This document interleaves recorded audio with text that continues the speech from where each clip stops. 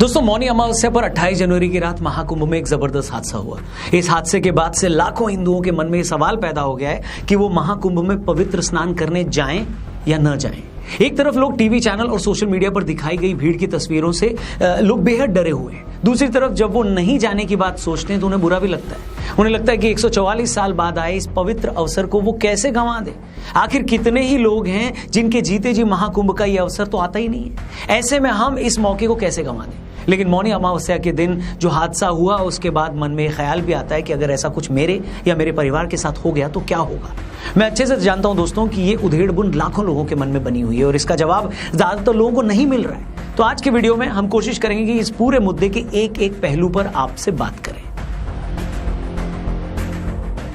तो मौनी अमावस्या के दिन हुए हादसे से हम शुरू करते हैं। इस हादसे के बाद हमें दो तरह के बयान सुनाई दिए। एक तरफ वो लोग हैं जो ये बोल रहे हैं कि अरे इतने बड़े आयोजन में ऐसे छोटे मोटे हादसे तो होते रहते हैं। ऐसा बोलने वालों में एक मंत्री भी थे। दूसरी तरफ ऐसे लोग भी हैं जो ऐसे हादसे की ताक में ही बैठे थे। मतलब जब पूरी दुनिया महाकुंभ में की गई व्यवस्था की तारीफ कर रही थी, इस बात पर हैरान हो रही थी कि एक शहर में करोड़ों लोग कैसे आ सकते हैं, हर कोई व्यवस्था की तारीफ कर रहा था, तब ये कुछ नहीं बोल रहे थे। लेकिन जैसे ही मौनी अमावस्या के दिन ये हादसा हुआ तो ये गिद्ध टाइप के लोग बाहर आ गए, जैसे ईश्वर ने इनके मन की मुराद पूरी कर दी। हम इन दोनों ही लोगों पर एक एक करके बात करेंगे, इसलिए वीडियो अपने दोस्तों से जरूर शेयर करिएगा। तो देखिए दोस्तों, एक तो ये बात किसी को भी नहीं करनी चाहिए कि इतने बड़े आयोजन में हादसे तो हो ही जाते हैं, कुछ जाने तो चली ही जाती है। मैं इस बात से बिल्कुल अग्री नहीं करता हूँ, गुस्सा आता है मुझे। मेरा मानना है कि अगर भीड़ की वजह से किसी एक आदमी की भी जान जाने का भी डर हो तो लाखों करोड़ों लोगों की आस्था से पहले उस एक आदमी की जान ज्यादा जरूरी है। अगर एक माँ अपने बच्चा खो देती है, अगर एक बच्चा अपना पिता खो देता है ऐसे हादसे में, तो उस माँ या बच्चे को जो इससे दुख पहुंचता है, उस दुख की कीमत लाखों करोड़ों लोगों को मिलने वाले पुण्य से ज्यादा है। बहुत आसान होता है जब कोई दूसरा अपने परिवार का कोई सदस्य खो दे और हम अपने घर पर बैठे बैठे ये बोल दें कि अरे तो क्या हुआ, कुछ लोगों की जानें तो जाएंगी। ऐसा है तो फिर ये बड़े बड़े लोग ऐसा क्यों नहीं करते? वीवीआईपी व्यवस्थाएं मत करवाएं, उसी तरह स्नान के लिए लाइनों में लगे जैसे आम आदमी लगता है। तब हम भी ये समझ जाएंगे कि इन्हें अपनी जान की परवाह नहीं है। लेकिन खुद के लिए हर तरह की सुविधा लेकर किसी की मौत पर यह कह देना कि ऐसा तो हो ही जाता है, ये कहीं से अक्लमंदी नहीं है। अब सवाल यह है कि ऐसे हादसे फिर रोके कैसे जाएं? तो भाई, अगर एक शहर में कुछ वर्ग किलोमीटर के दायरे में एक वक्त में 10 करोड़ लोग आ जाएंगे तो हादसे तो वैसे भी नहीं रुकेंगे। आज नहीं तो कल कुछ ना कुछ तो होगा ही। तो फिर सवाल यह है कि किया क्या जाए? देश में 100 करोड़ से ज्यादा हिंदू हैं, इतने लोगों को स्नान करना है तो वो भी प्रयागराज में आकर, तो किया क्या जाए? अब अगेन इस पर मेरी सोच थोड़ी अलग है, लेकिन मुझे लगता है किसी को तो ये बात करनी चाहिए। मेरा मानना है कि जैसे हर धार्मिक यात्रा में लोगों की संख्या पर एक कैपिंग होती है, उसकी एक संख्या तय की जाती है ताकि भीड़ को मैनेज किया जा सके, उसी तरह की कैपिंग महाकुंभ के दौरान भी होनी चाहिए। शहर में आने और शहर से जाने वाले लोगों की संख्या पर एक लिमिट तय होनी चाहिए। जैसा कि मैंने कहा, जगह तो लिमिटेड ही है, तो फिर उस जगह के हिसाब से एक हद तक ही लोग वहां आ सकते हैं, ये रूल बनना चाहिए। जैसे आपकी फैमिली में अगर शादी होती है तो आप एक बड़ा सा मैरिज हॉल बुक कराते हैं। घर के 10 बाय 10 के कमरे में तो 2000 लोगों को बुलाते नहीं है, और अगर आप बुला लेंगे तो फिर वहां क्या हो गया बताने की जरूरत भी नहीं है। एक शहर, वो भी उसके घाटों पर, एक वक्त में 3-4 करोड़ लोगों का आ जाना वैसे ही है जैसे 10 बाय 10 के कमरे में बुलाकर 10,000 लोगों को इकट्ठा कर लेना।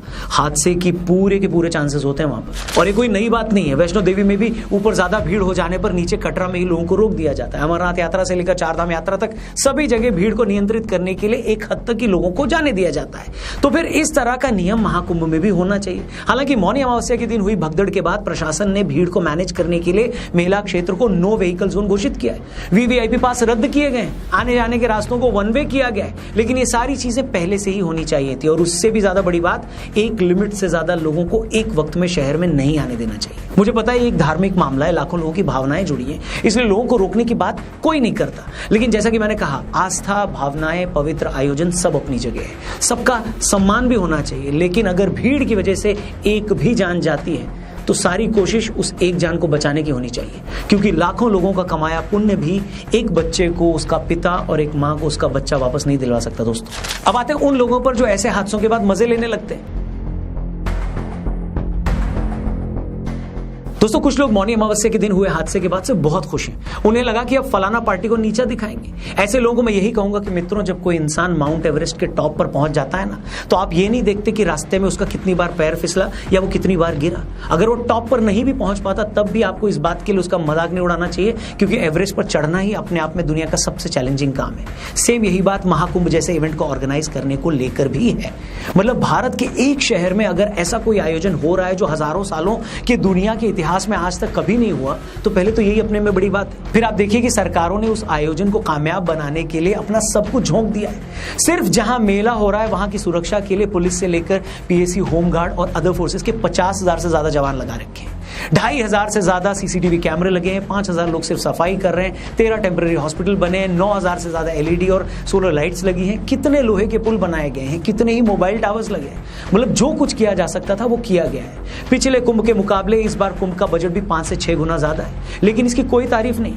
पर जैसे ही कुछ हादसा हुआ तो आपको लगा रहे ये तो पॉलिटिक्स करने का बढ़िया मौका है। कुछ लोगों को लगता है कि चलो इसी हादसे के बहाने अपनी राजनीति चमका ली जाए। यहां तक कि लोग इस बात का भी वेट नहीं करते कि अरे पहले हादसे को लेकर जांच तो पूरी हो जाए, क्योंकि अभी जो लेटेस्ट खबर आ रही है उसमें तो कॉन्स्पिरेसी का भी एंगल आ रहा है। हादसे के टाइम वहां मौजूद 2 लोगों ने पुलिस को बताया कि कुछ लोग भगवा झंडा लेकर भीड़ में अचानक घुसे थे, जिसके बाद ये सारी भगदड़ मची है। इसके अलावा वहां लगे एआई कैमरों में ऐसे 120 लोग दिखे हैं जिन पर पुलिस को शक है। इनमें से 100 से ज्यादा लोगों के फोन 24 घंटे सर्विलांस पर हैं। उस वक्त उस एरिया में 16,000 फोन एक्टिव थे। उन सभी नंबरों की चेकिंग हो रही है। उसमें कुछ नंबर हादसे के बाद से बंद भी हैं। इसके अलावा गुरपतवंत सिंह पन्नू ने भी मेले से पहले धमकी दी थी कि पीलीभीत में पुलिस ने जिन 3 खालिस्तानियों का एनकाउंटर किया था उसका बदला वो महाकुंभ मेले में लेगा। ये सारी बातें मैं यहां इसलिए बता रहा हूं कि आप लोग ये समझ सकें कि ऐसे माहौल में मेला करवाना कितना बड़ा चैलेंज है। लेकिन इसके बाद अगर ये पता लगे कि कुछ लोग वहां पर पहले ही माहौल खराब करने में लगे, यहां तक कि ये जगह टेररिस्ट के भी निशाने पर है, तो आप समझ सकते हैं कि हालात कितने खतरनाक हैं। इसलिए अगर कोई हादसा होता है तो विपक्ष को इस पर पॉलिटिक्स करने से पहले इन सारी बातों का भी ख्याल रखना चाहिए। ऐसे में आप बिना जांच हुए हादसे पर हमदर्दी जताने से ज्यादा उस पर पॉलिटिक्स करोगे तो ऐसा लगेगा कि आपको हादसे का अफसोस कम और इस बात की खुशी ज्यादा है कि चलो इसी बहाने अब सरकार को घेरा जाएगा।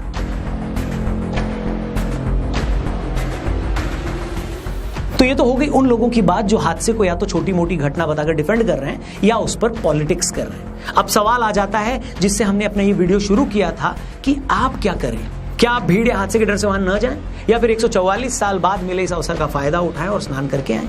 मैं तो कहूंगा दोस्तों ये इस बात पर डिपेंड करता है कि आपके अंदर मेले में जाने की भावना कितनी तेज है। अगर आपको लगता है कि ना मुझे भीड़ से डर नहीं लगता, चाहे कुछ भी हो जाए मुझे तो जाना ही चाहिए, तो आपको जाना चाहिए, क्योंकि हर पवित्र यात्रा में चुनौतियां तो होंगी। अगर आप कैलाश मानसरोवर की यात्रा करेंगे तो वहां मौसम भी चुनौती और आपको चलना भी बहुत पड़ेगा। इस तरह केदारनाथ जी की यात्रा हो या अमरनाथ यात्रा, हर जगह मौसम और चढ़ाई एक चैलेंज है। उसी तरह प्रयागराज के इस महाकुंभ में वहां मौजूद भीड़ एक चैलेंज है। यहां भी आपको पवित्र संगम तक पहुंचने से पहले कई किलोमीटर चलना होगा। अगर आप इस सारे चैलेंजेस के लिए तैयार हैं तो जरूर होकर आइए। दूसरी तरफ अगर आप ऐसे इंसान हैं जिसे भीड़ से डर लगता है, जो कि बहुत लोगों को लग सकता है, अगर आपको ये लगता है कि मैं भी वहां किसी हादसे का शिकार ना हो जाऊं, तो आपका ये सोचना भी ठीक है। अगर आपके मन में जरा सा भी संदेह है तो किसी भी प्रेशर में बिल्कुल मत आए, वहां न जाएं। जो महादेव पूरी दुनिया को चलाने वाले हैं, पूरी दुनिया को संभालने वाले हैं, वो इतने दयालु भी हैं कि अपने भक्तों की दुविधा को समझ पाते हैं। इसलिए मन में रत्ती भर भी गिल्ट या ग्लानि मत पालें। आप अब भी न जा पाए तो बाद में जब मौका मिले तब चले जाइएगा। बाकी आपका इस पूरे मामले पर क्या सोचना है, इस पर आपकी क्या राय है, कमेंट करके जरूर बताइएगा। अगर आप महाकुंभ में जाकर स्नान करके आ चुके हैं तो कमेंट में मुझे लिखकर बताइएगा कि हाँ मैंने स्नान कर लिया है। वहां जाने का आपका क्या एक्सपीरियंस था वो भी बताइएगा, और अगर जाने वाले हैं तो वो भी जरूर शेयर करिएगा। बाकी आप सब पर महादेव की कृपा यूं ही बनी रहे। और भी दूसरे एंगल्स भी दिख रहे हैं।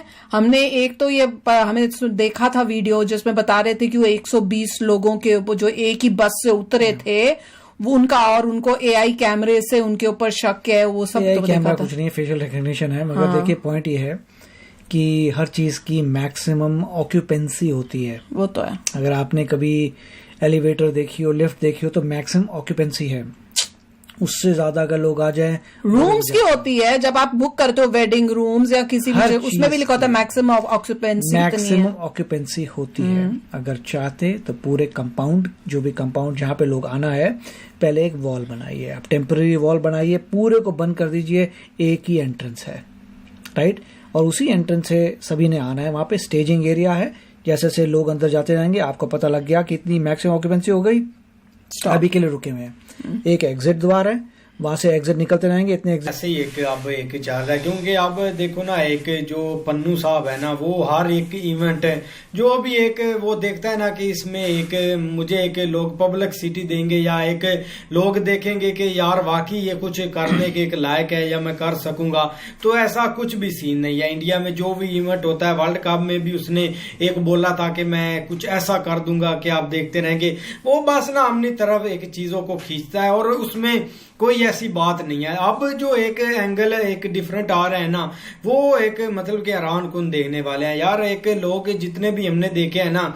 इस वाक़े के बाद हमने किसी बंदे की राय नहीं देखी कि वो बोलेगा कि मैं महकुम में नहीं जा रहा, या मैं एक डरा हुआ हूं, या उधर एक भीड़ बहुत होती है मुझे कुछ ना हो जाए, ऐसी कोई हमने एक स्टेटमेंट नहीं देखी, ना एक आई है। लेकिन आगे यार देखो, ये कैसे, हम रात को भी हमने एक वीडियो बनाई थी, लेकिन एक रौनक सर की भी वीडियो आ गई है, उन्होंने भी एक तो आरजे रौनक बड़ी सेंसिबल बात बहुत इन्होंने की है, डिटेल में बात की है। 28 ऑफ जनवरी को बहुत ही अनफॉर्चुनेट ये होता है, इंसिडेंट होता है, और जिसमें कि अभी उन्होंने नीचे न्यूज़ चलाई थी 60 लोग इंजर्ड हैं और 30 ऐसे लोग हैं जो कि नहीं रहे। और वो कहते हैं कि इसमें इतनी रश होती है कि अक्सर बच्चे खो जाते हैं, किसी की वो तो होता ही है, लेकिन अब इन्होंने इस चीज का देखें, इन्होंने यही बोला है कि भाई एक भी जान जानी नहीं चाहिए भीड़ की वजह से। ये बोल रहे हैं कि ऐसी कुछ वो रूल्स निकाल दिए जाएं, क्योंकि अब सभी को महाकुंभ मेले में आना ही है, अभी बहुत से और लोग जा रहे हैं, सभी ने आना है प्रयागराज, ठीक है। अब प्रयागराज क्या, वहां पे जब सब आएंगे तो भीड़ ज्यादा होगी, तो वो एक कैपिंग करें कि इतने लोग आए, वो जब होकर चले जाएं, एग्जिट करें, फिर दूसरे आए, वो इस तरह का हल। यार इतने बड़े घाट बने हुए, ऊपर से इतनी सी जगह में और इतने सारे लोग आ जाए, तो भाई ये सब चीजें तो होगी, है ना। क्यों भाई, ये तो चलो ठीक है, माना कि भाई बहुत बड़ा हो गया ये, क्योंकि भगदड़ मच गई, ऐसे में भाई चोर और ये सब भी होते हैं, पर उसको भाई उनसे बचने के लिए भाई पुलिस भी है, ठीक है, हर चीज की भाई व्यवस्था थी वहां पर। और अब इसी बीच में भाई तुम्हें देखो, जैसे कि पीलीभीत में जिनको मारा था, ठीक है, खालिस्तानी, तो खालिस्तानी वालों ने ही बोला कि भाई हम उसका बदला यहाँ लेंगे। अब हो सकता है कि भाई वो इसके ऊपर भाई बोल दे कि ये हमने करवाया है, ठीक है। और इसी बीच में भाई वो लोग, भाई सबसे बेकार बंदे पता है कौन है, वो जो भाई देखो कुछ नहीं कर रहे।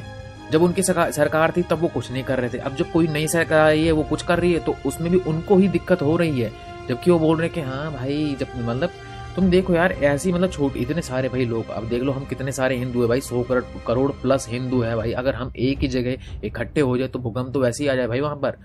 और उसी बीच में भाई अगर